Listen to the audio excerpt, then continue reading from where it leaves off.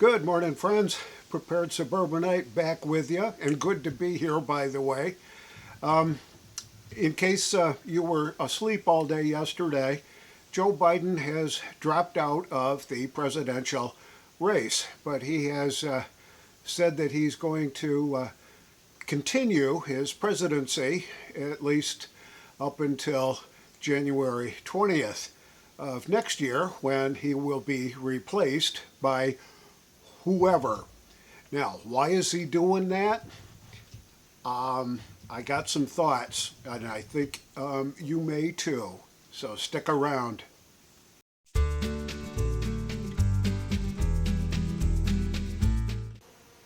So, how much more damage can Joe Biden do to this great United States? Well, he's got about 5 months left to wreak his havoc. And I suspect that one of the reasons that he decided to get out when he did was that, first, he can't win against Trump. Second, he still wants to be able to exercise his power of pardoning when the time comes. And I think that his health has an awful lot to do with his final decision. But what kind of dastardly things can this guy do to the United States between now and then?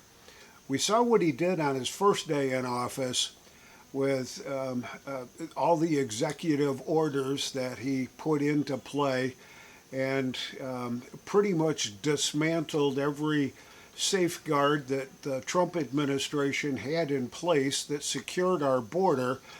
Those were pretty much all dissolved on his first day. So what's he going to do in his last few days?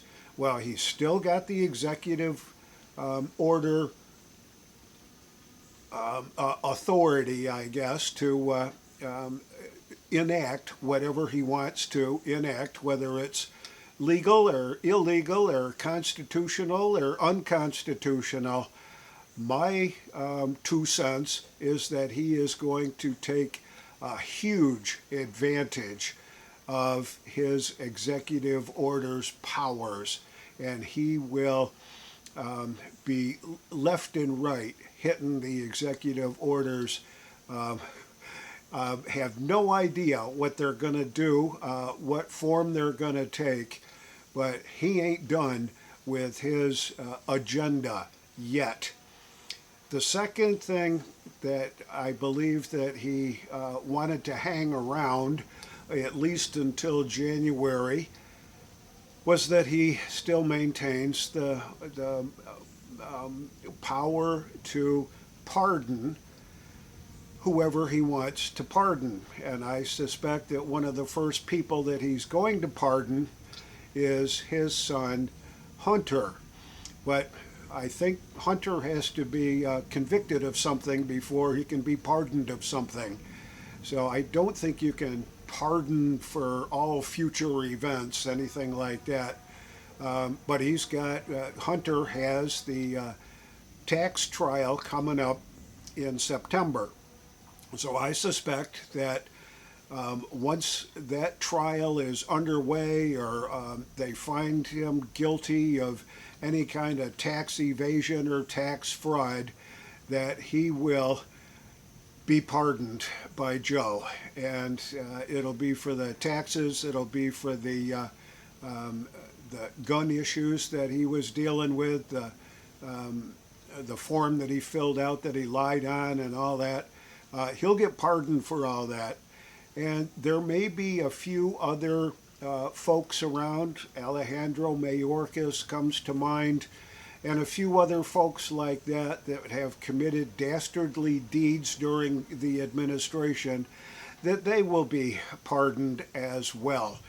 And we'll have to see how that turns out. But I suspect that old Joe is going to be busy thinking up all kinds of dastardly stuff for this country to have to chew on for the next 5 months. And it makes me mad. He should be out of there based on the 25th Amendment. But I don't suspect that his Vice President, Kamala Harris, is going to convene the group of people that are empowered to enact the 25th Amendment. There is just not going to happen. So, because it's not going to happen, then what are we going to do? I don't think the Republicans have enough willpower or power to impeach at this stage. In fact, it may take a whole lot longer to impeach Joe Biden than we would think that it could possibly take. And by the time even if he gets impeached in the House, whether he gets convicted or acquitted in the Senate, the chances of a full acquittal exist. So I don't think impeachment is even in the cards right now. We'll have to see. There's all kinds of calls for him to step down as president. All the news media is doing that, and all that would do is elevate Kamala Harris to the position of president and allow her to pick her vice president. And Lord knows there's enough speculation going on right now about what's going to happen next with respect to the Democrat ticket for this November's election. We're 105 days away from the election, so we've got just over 3 months to go before they start counting ballots. And I said that on purpose. They're counting ballots. The Democrats count ballots. The Republicans count votes.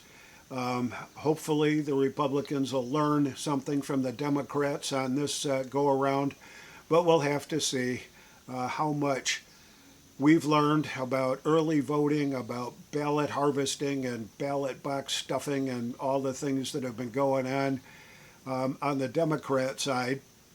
So we'll have to see how that pans out.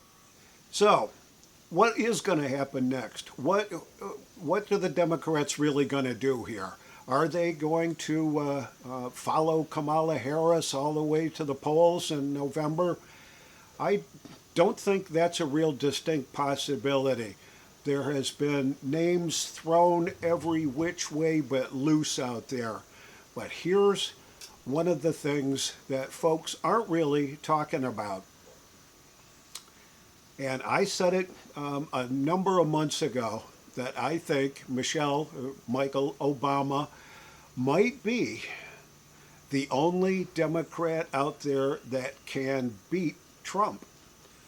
Her polling numbers were, at the time they did that straw poll on that, buried Trump. And that's what concerns me. So how about this? And I know, I've heard all the stories. Michelle hates politics. She doesn't want it. She isn't gonna, blah, blah, blah, blah, blah. We'll see how that pans out in the future. But imagine this. Michelle Obama as president with Barack Obama as vice president. Oh, you say he can't do that? Well, go read the amendment that talks about what can happen in that situation where a president has already served 2 terms. And the word elected comes into play there. If you read it very, very carefully, it says elected, cannot be elected for more than 2 terms. Well, he wouldn't be elected if he was vice president. So here's the scenario, and it's far-fetched, I'll give you this, but here's the scenario.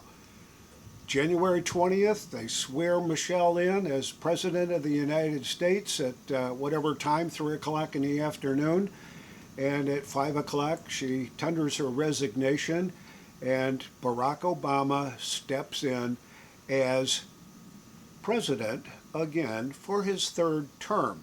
He was not elected as president. He was elected as vice president, and he could I guess technically one interpretation of that amendment would say he was not elected, he was just appointed. It just happens in the scheme of things that when the president resigns or is unable to fulfill the duties, the vice president just steps in. So he was not elected president.